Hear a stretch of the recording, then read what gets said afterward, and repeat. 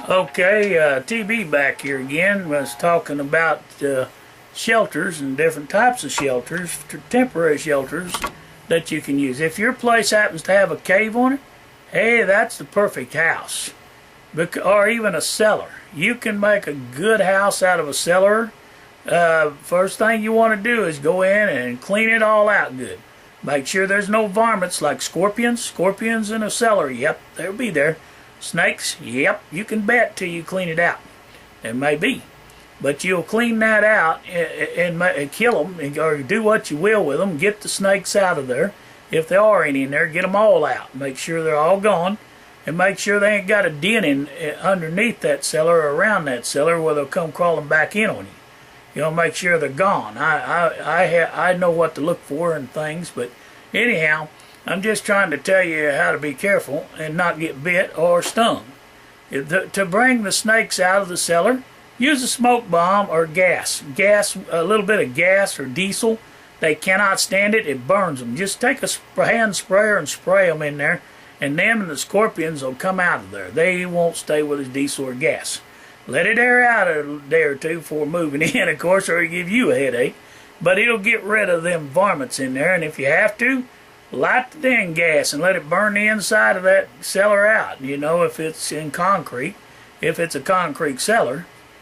Don't go in a dirt cellar, though, because it could cave in, and there might be snakes able to get through the concrete, through the dirt to you, not concrete.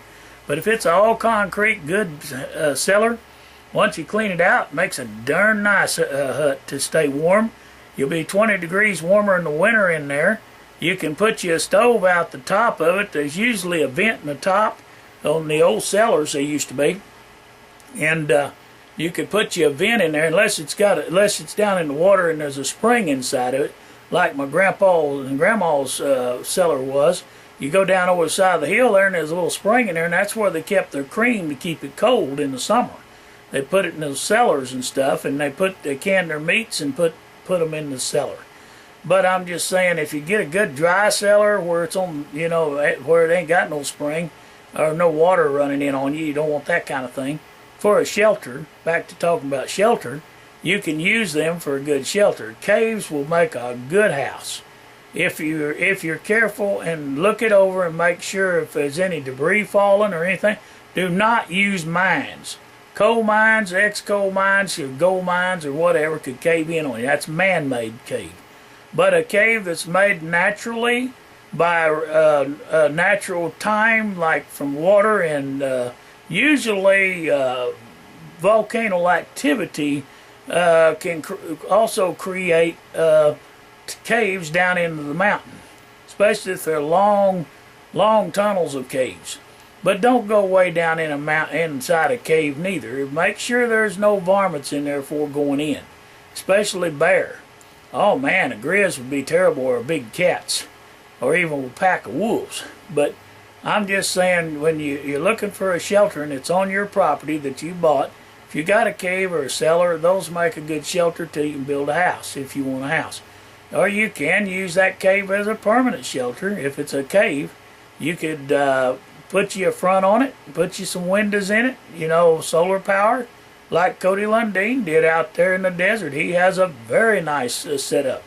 I like his little house. It's warm.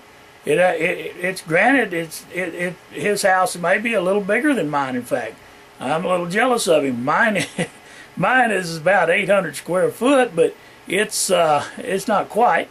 But it's made out of an old upholstery shop. That's all I live in. But what Cody has is something that you can live in year round, and he doesn't have to require much heat for his shelter, because it's probably 20 to 30 degrees, probably warmer in the winter than it would be in a regular house, because the air can't get in there that good. You ain't going to freeze to death. And in the summer months, it'll be 20 to 30 degrees cooler, because he's in the ground. Even though it's maybe 110 outside, he may be comfortable at 60, maybe 70 degrees in there. I don't know. I've never lived in the desert. You'd have to ask Cody that. But Cody Lundeen's who I'm talking about. He lives out in Arizona. He's part of Dual Survival. Great guys to learn from. And I like their philosophy and stuff. The more you know, the less you need. Well, I'll tell you something. The more you have, the more worries you got about hanging on to it, and the more you have to carry in a survival scenario. All you really need to carry with you is maybe a knife, one rifle. If you want to carry that all day, a rifle will weigh 6 pounds or more sometimes, depending on what kind you got. I've got a little 308 that I prefer for long range, and a 44 for short range. And, but then I got one of them assault rifles, they call them. Well, it's an SKS, but I don't see nothing wrong with man owning them. Just keep them locked up where other people can't get to them. Because if someone gets hurt because of your negligence, you can be jailed. So your weapons has to be secured from others. But I always keep the one I'm using handy for house protection. The others you can get out of your gun vault or wherever you put your guns. But I'll tell you another mistake that we all make, and that is, years ago my dad was the world's worst about bragging about how many weapons he had. Man, we had 30 or 40 different kinds of rifles, shotguns, pistols, oh man, all kinds of weapons, from bows to crossbows, hatchets, swords, all kinds of weapons in the house. And I'm telling you, it's not a smart thing to go showing everybody every weapon you got. They don't need to know what kind of weapons you got, or show them your gun collection, because some people will come back thinking $signs for drugs or $signs for whatever they need it for. And when you're gone, guess what? Poof, your stuff's gone. Well, I'll tell you a little story about my life. I grew up at Bushy Head, Oklahoma. And one day we bought, my father, when I got up about 21 or 22, he bought a little place up in Craig County, about 40 acres of land, and I worked up there for them ranchers. And one day he came up there and he spent the night at the farm with me, him and Mom. While he was gone, we lost my Savage 12-gauge pump, we lost a 12-gauge Mossberg, we lost a 22 Marlin, we lost a double-barrel 12, I think it was an H&R, nice double-barrel 12, and a chainsaw. The pulling chainsaw is what got the guy caught that stole her stuff. But for 25 years, nothing was ever stolen from her place. I wished he was a friend of ours that done it to us. I wish he'd have asked me. I would have just made him alone rather than him stealing my stuff. Him and his wife, he's going through a bad divorce. He was sick. I won't give no names on the air, but nevertheless, he took off and took his registered horses and went up into Kansas. Well, a few months later, he come down there to get me to move his horses, but before that happened, I went to a store up there, the other side of, up there near me. There's a country store. Won't give no names there either. It's not that I'm ashamed of it, I just don't want to hurt the man's feelings no more. He's had enough rough in his life, and I don't want no more to go any farther, but you don't do things the wrong way. But nevertheless, when he done that, when I went to the store and I found my chainsaw, well, I checked serial numbers, there they were. There was the guns, there was some of the stuff he had sold. Well, the chainsaw was the proof in the pudding, because I had the serial number to it right there in my truck.